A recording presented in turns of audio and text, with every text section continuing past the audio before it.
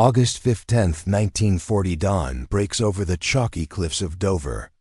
Casting long shadows across the English Channel, the morning mist clings to the water's surface like a shroud, carrying with it the distant hum of aircraft engines, a sound that has become as familiar as the church bells that once marked peaceful Sunday mornings in a cramped dispersal hut at RAF Biggin Hill.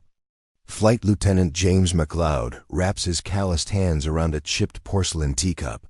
Steam rising from the dark brew within the cup trembles slightly, not from fear, but from the bone-deep exhaustion that comes from flying 3 sorties a day against an enemy that seems endless around him. Young men barely out of school check their watches, their faces bearing the haunted look of those who have seen too much death in too few weeks. The teacup, with its delicate floral pattern now cracked and stained, seems almost absurd in this place of machines and violence, yet McLeod holds it like a talisman, this fragile symbol of the civilization they are fighting to preserve outside. The first Spitfires of the day are already warming their engines, their Merlin power plants creating a symphony of controlled thunder, the ground crew's boys and old men, mostly the middle generation, having already been claimed by this war move with practiced efficiency. Around the aircraft, each mechanic knows that the plane he services today might be the difference between victory and defeat, between freedom and subjugation. The morning air carries the scent of high-octane fuel and fear, mixed with the stubborn aroma of tea brewing in makeshift kettles scattered across the airfield in the distance. The radar towers of the Chain Hung system stand like ancient monuments against the sky, their steel latwork catching the early light. These towers, ugly, industrial things that would have been eyesores in peacetime, now represent the eyes and ears of a nation under siege. Every pulse they send into the ether, every echo they capture, brings intelligence that will determine whether the young men drinking tea in dispersal huts will live to see another sunset. The transformation of Britain from the complacent empire of 1939 to this embattled island fortress did not happen overnight. For decades, the British had watched with a mixture of concern and condescension as European dictators rose and fell. Secure in their island geography and naval supremacy, the Royal Navy ruled the waves, the empire spanned the globe, and tea was served promptly at 4 o'clock. These were the certainties upon which British confidence rested, even as Nazi Germany rearmed and remilitarized the Rhineland, as it absorbed Austria and dismembered Czechoslovakia.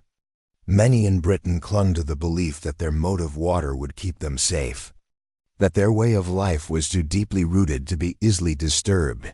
The shock of France's collapse in June 1940 shattered these illusions with the force of a bomb blast. In 6 weeks, the German Wehrmacht had accomplished what the Kaiser's armies had failed to achieve in 4 years of grinding warfare. The British Expeditionary Force, pride of the empire's military tradition, had been rescued from the beaches of Dunkirk, not in triumph but in barely organized retreat, leaving behind virtually all of their heavy equipment and many of their illusions about British military superiority. Prime Minister Winston Churchill, in his first weeks in office, faced the unthinkable. Britain stood alone against a German war machine that seemed invincible. Hitler's confidence in the summer of 1940 was not without foundation. His armies had conquered Poland in 3 weeks, Norway in 2 months, Denmark in a day, Belgium and Holland in days, and France, the great military power of Europe, in 6 weeks.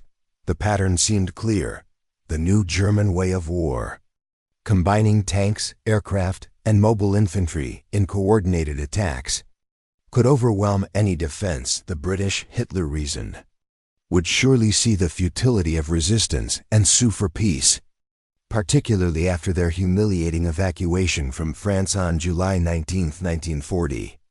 Hitler stood before the Reichstag and offered Britain what he called an appeal to reason, with characteristic bombast.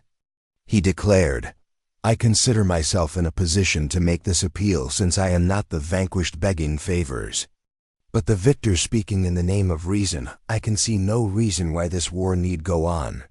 The speech was broadcast worldwide.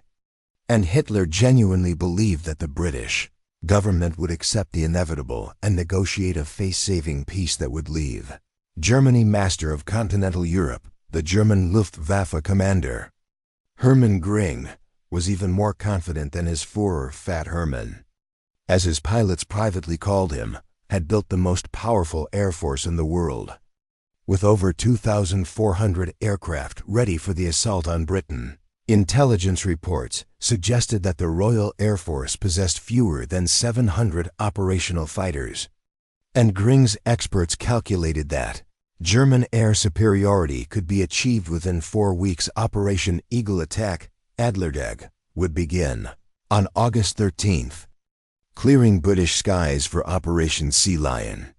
The seaborne invasion planned for September. German intelligence painted a picture of British weakness that seemed to confirm their expectations. The British had lost over 400 aircraft during the Battle of France, including many of their most experienced pilots.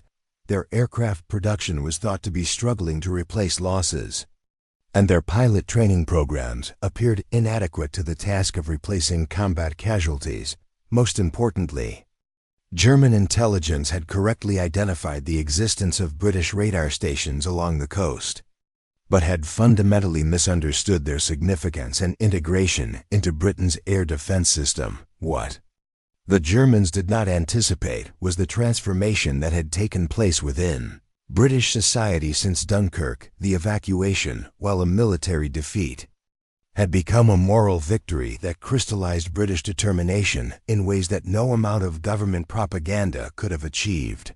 The sight of the Royal Navy and a flotilla of civilian vessels, fishing boats, pleasure craft, lifeboats braving German bombs and bullets to rescue British soldiers had created a mythic narrative of national unity and resilience. Every family in Britain now had a stake in the outcome of the war. More crucially, the Germans had completely misjudged British industrial capacity and organization. Lord Beaverbrook, the Canadian-born press baron whom Churchill had appointed Minister of Aircraft Production, had revolutionized British aircraft manufacture with an urgency that bordered on the manic. Where German planners expected to face an enemy producing perhaps 200 fighters per month, British factories were actually delivering nearly 500. By August 1940, Britain was outproducing Germany in fighter aircraft by a significant margin, despite suffering constant air attacks on production facilities. Symbolic power of that morning teacup extends far beyond its simple function. In a world being torn apart by mechanized warfare and ideological fanaticism, the British ritual of tea represented something that transcended mere habit or tradition. It embodied a civilization's refusal to abandon its values even in the face of existential threat. While German pilots prepared for combat with military efficiency and Nazi indoctrination, British pilots maintained their humanity through small gestures of normalcy, the shared pot of tea, the gentle ribbing of squadron mates, the maintenance of courtesy even in the face of death. This was not mere stubborn traditionalism, but a sophisticated understanding of what they were fighting for. The teacup represented not just British culture, but the broader concept of individual dignity within a civilized society. It symbolized the right to maintain one's personal rituals and relationships even when the state demanded total mobilization. In Nazi Germany, every aspect of life had been subordinated to the requirements of the racial state and the Führer's will. In Britain, even in wartime, there remained space for the individual gesture, the personal preference, the small act of defiance against dehumanization. German expectations of British behavior were fundamentally flawed because they projected their own authoritarian mindset onto their enemies. Nazi ideology emphasized the subordination of the individual to the state, the triumph of will over circumstance, and the racial destiny of the German people. When applied to strategic analysis, This worldview led to the assumption that British resistance would collapse once the military situation became hopeless, that the British people would rationally calculate their interests and surrender rather than face destruction. What the Germans failed to understand was that British resistance was not primarily rational but emotional and cultural. The teacup that trembled in MacLeod's hands that August morning represented something worth dying for precisely because it was so ordinary, so fragile, so easy to destroy. The British were not fighting for empire or glory or even national survival in the abstract. They were fighting for the right to drink tea from china cups in civilized company, to read newspapers that criticized the government, to complain about the weather and the government with equal vigor. The first major test of German assumptions came during the preliminary attacks in July 1940. Luftwaffe bombers struck at British shipping in the Channel, expecting to draw out RAF fighters and destroy them in aerial combat. What they encountered instead was a level of organization and effectiveness that their intelligence had not predicted.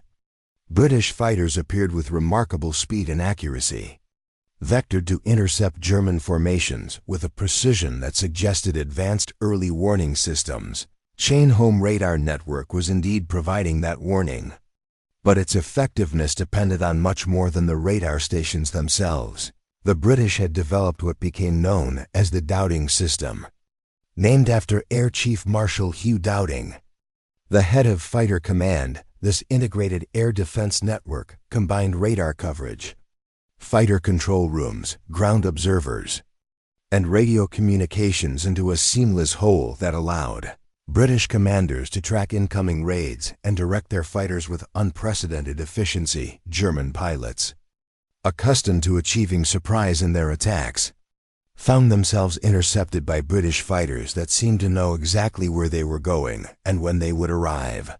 The psychological impact of this systematic interception was profound. German bomber crews, who had grown accustomed to operating with impunity over Europe, now faced the prospect of fighter opposition on every mission. The Luftwaffe's confidence in quick victory began to erode almost immediately. Shocking to German planners was the quality of British resistance. The Hurricane and Spitfire fighters they faced were not only present in greater numbers than expected, but were flown by pilots who displayed both skill and determination that belied intelligence.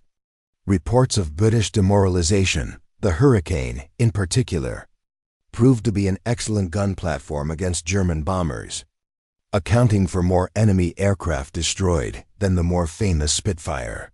These were not the demoralized remnants of a defeated army, but well-trained, highly motivated pilots flying from prepared positions with excellent ground support. German concept of blitzkrieg lightning war depended on achieving rapid psychological and physical collapse in the enemy through the shock of coordinated air and ground attacks against Poland and France. This strategy had worked brilliantly because it disrupted enemy command structures and created panic among both military forces and civilian populations.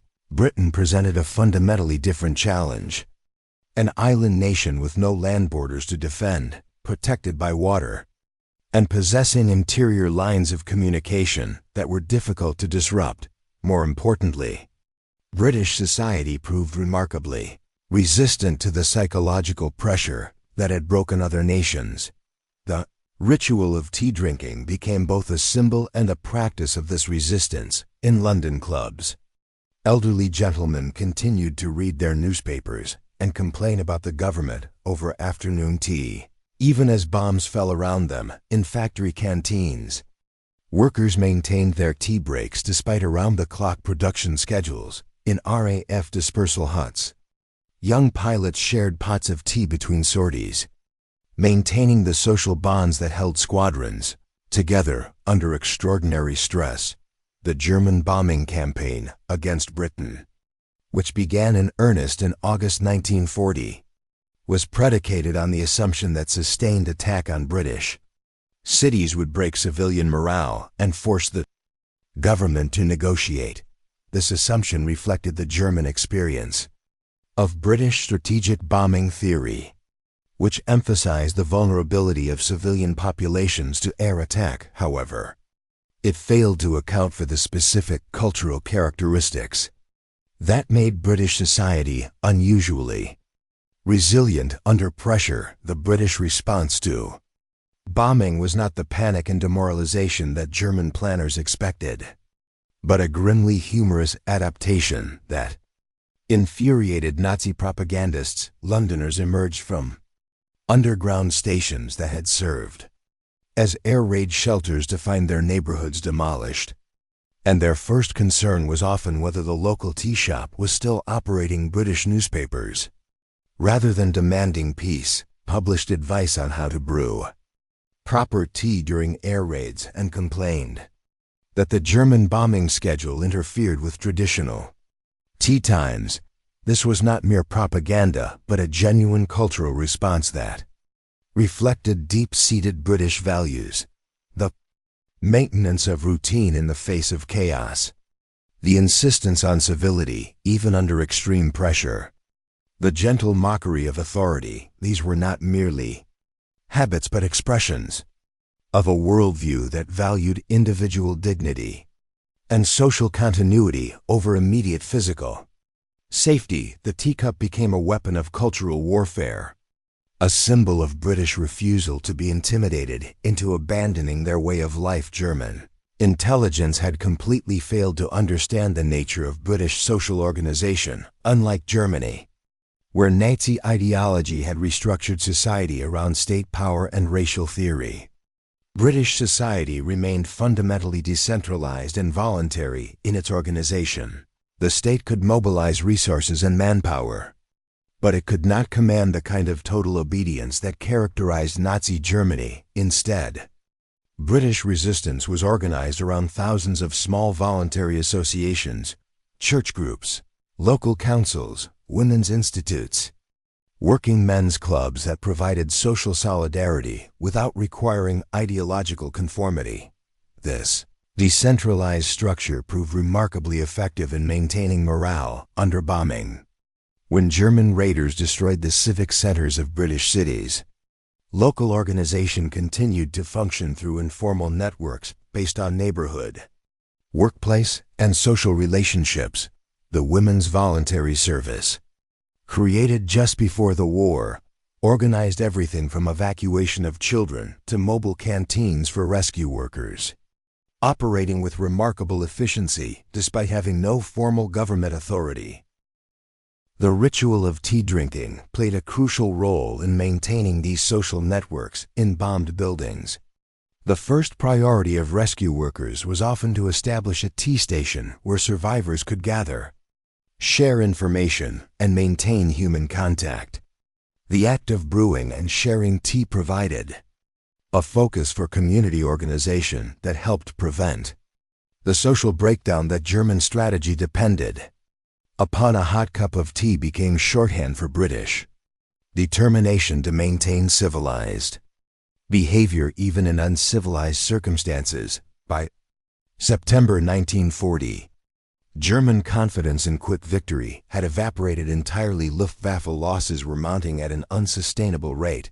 The RAF claimed 185 German aircraft shot down on September 15th alone, later revised to 61, but still representing a devastating blow to German air power. More importantly, British aircraft production continued to exceed losses, while German aircraft production struggled to keep pace with combat requirements.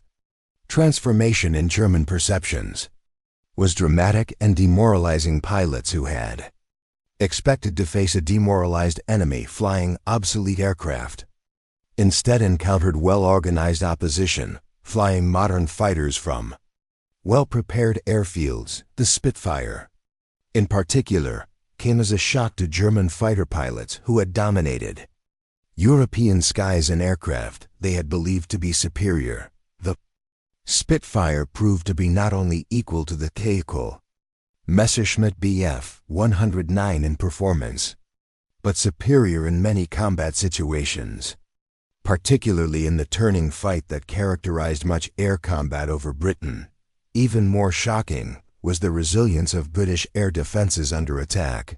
German intelligence had identified RAF airfields, aircraft factories, and radar stations as critical vulnerabilities that could be eliminated through sustained bombing. In practice, British repair crews proved remarkably effective at restoring damaged facilities, often returning airfields to operation within hours of attack. The famous RAF motto, per ardua ad astra, through adversity to the stars, proved to be more than mere words as ground crews worked around the clock to keep fighters operational despite constant attack. German bomber crews reported that British cities continued to function despite devastating attacks. Factories that had been bombed continued production in dispersed facilities. Transportation networks quickly rerouted around damaged sections, and civilian populations showed no sign of the war weariness that German propaganda had predicted. Most frustrating of all, British radio broadcasts continued to maintain their characteristic tone of understated irony, reporting German attacks as some enemy activity and describing major battles as quite brisk engagements. The symbolic power of the teacup reached its zenith during the London Blitz, which began in earnest on September 7, 1940, as German bombers pounded the capital night after night. Londoners established a routine that combined practicality with stubborn adherence to civilized behavior. Tube stations became air raid shelters where families spread blankets on platforms and settled in for the night. But they also became social centers where tea was brewed on portable stoves and shared among strangers who had become neighbors in adversity.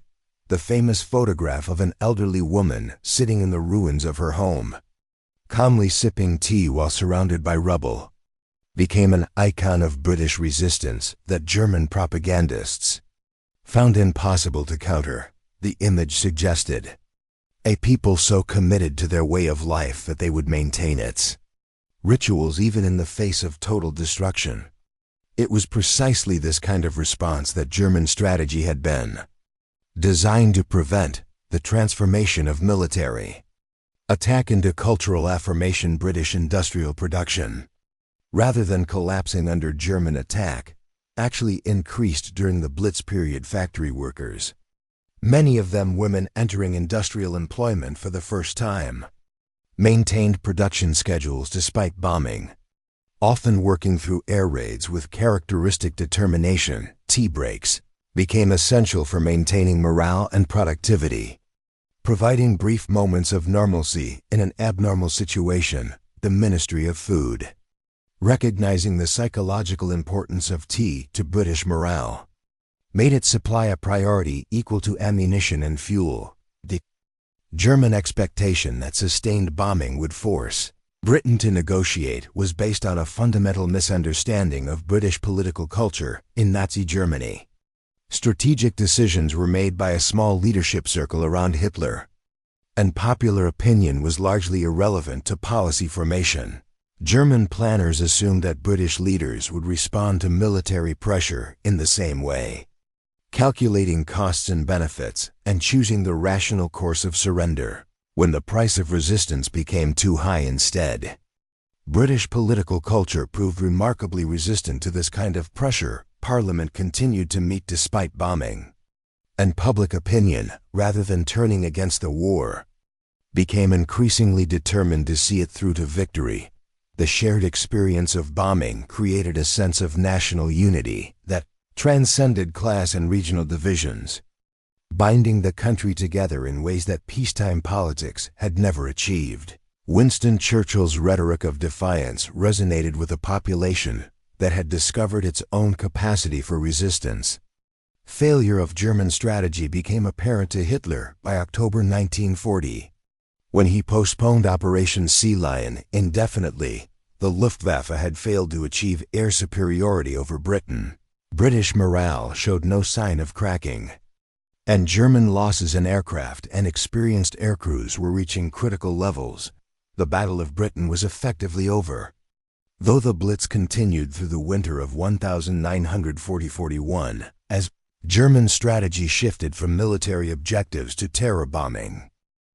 The transformation of British society during the Battle of Britain was profound and lasting. The class-based society of pre-war Britain gave way to a more egalitarian culture based on shared experience of hardship and danger. Women entered the workforce in unprecedented numbers, breaking down traditional gender roles that had limited their participation in public life.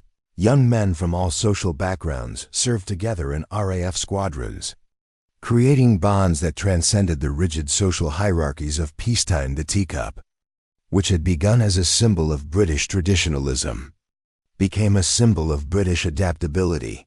The ritual of tea drinking, adapted to wartime conditions, brewed in bomb shelters, shared in factory canteens, sipped in fighter cockpit between sorties, but maintained its essential character as a moment of human connection in an inhuman situation. The fragile porcelain cup that fighter pilots like MacLeod held that August morning represented not just British culture but the broader principle that civilized behavior could survive even the most extreme circumstances. Recognition of their miscalculation came slowly and painfully. Luftwaffe intelligence reports from late 1940 began to acknowledge that British resistance was far more effective than originally estimated, that British aircraft production exceeded German capabilities, and that British morale remained essentially unbroken despite months of sustained attack. These reports represented a fundamental revision of German assumptions about British character and capabilities. The personal accounts of German pilots who participated in the Battle of Britain reveal a growing respect for their opponents that contradicted Nazi propaganda about British decadence and weakness. German fighter ace Adolf Galland later wrote that British pilots displayed a stubborn tenacity that we had not encountered in our previous campaigns. Bomber crews reported that British night fighter defenses, initially ineffective, improved rapidly and began inflicting significant casualties on German formations. Perhaps most telling was the German response to British bombing of German cities, which began in May 1940 with attacks on industrial targets in the Ruhr, while British cities endured nightly bombing with remarkable stoicism. German cities responded to much lighter attacks with near panic, forcing the deployment of significant air defenses that reduced the forces available for the attack on Britain. The contrast revealed fundamental differences in national character that German strategists had failed to anticipate. The symbolic importance of tea in British resistance became a target of German propaganda, which attempted to ridicule British tea-drinking weakness as evidence of decadence and lack of martial spirit. These attacks backfired completely, reinforcing British determination to maintain their cultural practices as acts of defiance. British propaganda, in turn, emphasized the contrast between Nazi brutality and British civilization, using the image of the teacup as a symbol of values worth defending. Transformation of German perceptions was perhaps most evident in Hitler's own rhetoric, which shifted from confident predictions of quick victory to bitter complaints about British unreasonableness and obstinacy. By early 1941, German planning had shifted entirely to the Eastern Front and the invasion of the Soviet Union, tacitly acknowledging that Britain could not be defeated by the methods that had worked against other European nations. The Battle of Britain thus represented a fundamental turning point in World War II, not merely because it prevented German invasion, but because it demonstrated that Nazi Germany was not invincible, that the new German way of war had limitations, and that democratic societies possess sources of strength that authoritarian regimes could not understand or counter. The sight of RAF pilots sharing tea in dispersal huts between sorties became an emblem of this democratic resilience. The technological superiority that Germans had expected to provide easy victory proved less decisive than anticipated. While German aircraft were generally excellent, British aircraft were equally good and often better in specific combat situations.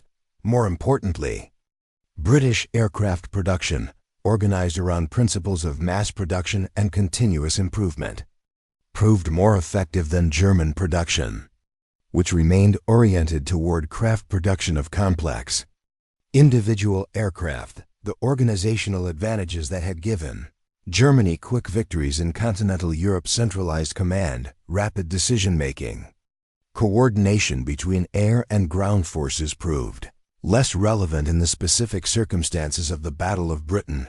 Britain's decentralized air defense system, based on independent sector stations coordinating through fighter command headquarters, proved more flexible and resilient than German planners had anticipated. British scientific and technical innovation also exceeded German expectations.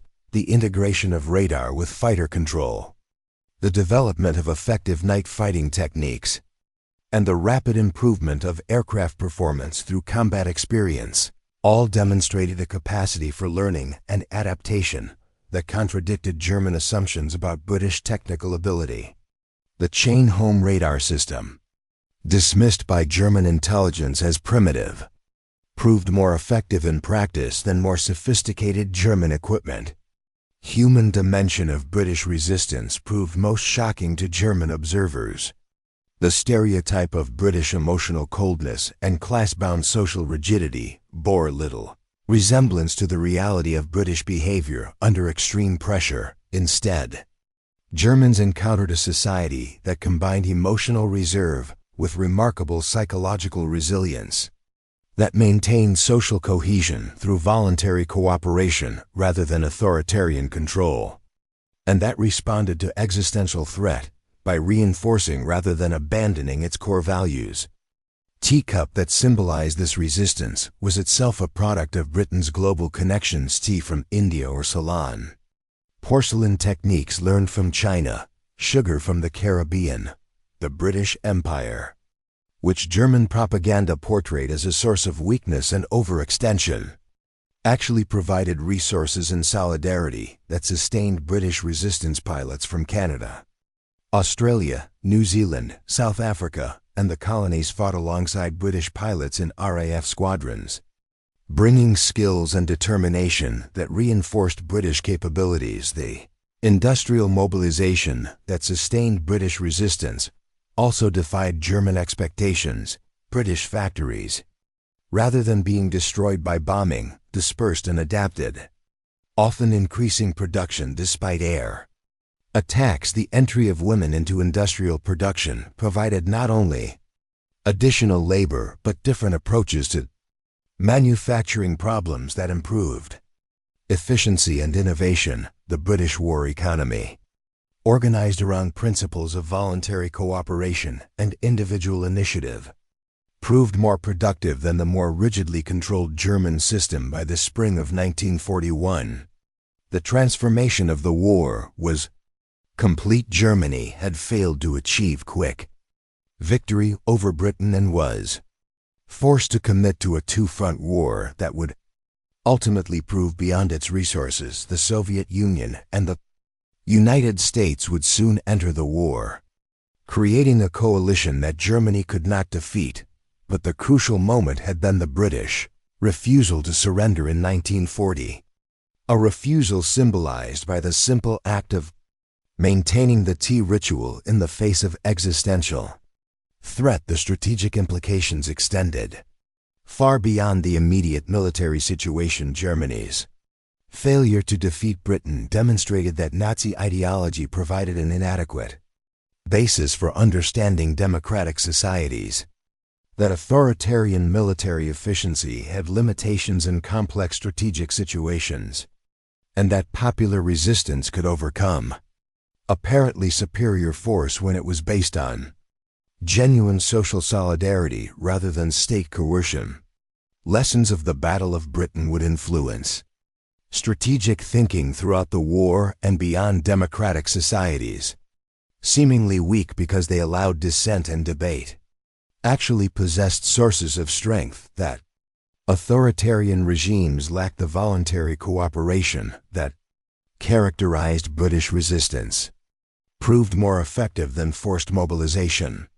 in sustaining long-term effort, the maintenance of civilian morale through respect for individual dignity and cultural continuity, proved more effective than propaganda based on fear and hatred. The teacup, fragile and easily broken, had become a symbol of democratic resilience that outlasted the seemingly invincible German war machine in the end. It was not British military superiority that defeated Germany, but British refusal to accept defeat, expressed through countless small acts of defiance like the insistence on maintaining civilized rituals in uncivilized circumstances. Epilogue to this transformation came with the gradual shift from defense to offense as British capabilities grew and German resources were stretched beyond their limits. The RAF, which had begun the war as a defensive force struggling to survive German attack, evolved into a strategic bombing force that carried the war to German cities. The Royal Navy, which had barely maintained control of the sea lanes around Britain in 1940, gradually extended its reach until it dominated the Atlantic and Mediterranean. But the essential character of British resistance remained unchanged throughout this transformation. The same pilots who had sipped tea in dispersal huts during the Battle of Britain continued to maintain their rituals and relationships as they carried the war across Europe. The same ground crews who had worked through German bombing to keep fighters operational applied the same dedication and ingenuity to supporting bomber operations over Germany. The same civilian population that had endured the Blitz with grim humor supported the war effort through years of rationing and sacrifice. The teacup remained a constant through all these changes, adapting to new circumstances, but maintaining its essential significance as a symbol of human dignity and cultural continuity. In bomber stations across East Anglia, aircrew shared pots of tea before setting out on missions over Germany. In fighter stations from Scotland to North Africa, pilots maintained the rituals that had sustained them through the desperate summer of 1940. In government offices and factory canteens, the tea break remained a moment of human connection that reminded people what they were fighting for. The ultimate vindication of British resistance came not with military victory but with the preservation and extension of the values that the teacup had come to represent: the democratic ideals of individual dignity, voluntary cooperation, and cultural tolerance that had sustained Britain through its darkest hour. Became the foundation for the post-war international order, the Atlantic Charter, the United Nations, the Marshall Plan. All reflected principles that had been tested and proven in the crucible of the Battle of Britain. The German failure to understand these principles had led to strategic miscalculation that ultimately cost them the war. Their assumption that British resistance would collapse under pressure, that democracy was a source of weakness rather than strength, that cultural traditions were obstacles to effective mobilization rather than sources of resilience. All these assumptions proved fatally flawed when tested against reality. The transformation was complete. The empire that had seemed weak and decadent to German eyes had proved stronger and more enduring than the Reich that had proclaimed its thousand-year destiny. The teacup, symbol of British civilization, had outlasted the swastika, symbol of German power. In the end, it was not military might but cultural resilience that determined the outcome of this struggle. Today, in museums across Britain, visitors can see the artifacts of that desperate summer: the radar equipment that gave early warning of German attacks, the Spitfires and Hurricanes that met them in battle, the bomb damage that scarred British cities, the medals and decorations that commemorated individual acts of heroism. But perhaps the most powerful symbol of British resistance remains the simple teacup, fragile and easily broken, yet somehow indestructible when held by hands that refuse to surrender. Lesson of 1940 remains relevant in any age when democratic values face authoritarian challenge: that the sources of a society's strength, may not be apparent to its enemies. That cultural traditions dismissed as weakness may prove to be sources of extraordinary resilience. And that the simple human insistence on maintaining dignity and decency in the face of barbarism may be the most powerful weapon of all in the end. The Germans discovered what the British could really do, not through any single act of military brilliance, but through the accumulation of countless small acts of defiance, each as fragile and as indestructible as a china teacup held steady by trembling but determined hands. The transformation of perception was complete. From a weak and decadent empire ripe for conquest to a resilient democracy that would outlast all its enemies.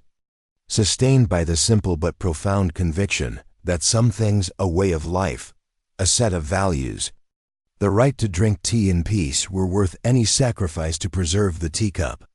Cracked and stained but still serviceable, still holding its warmth and comfort, became the symbol of everything that Nazi Germany, for all its apparent strength, could never understand and therefore could never defeat. In its fragile resilience lay the seeds of democratic victory and the promise that civilized values, however threatened, would always find ways to survive and ultimately to prevail.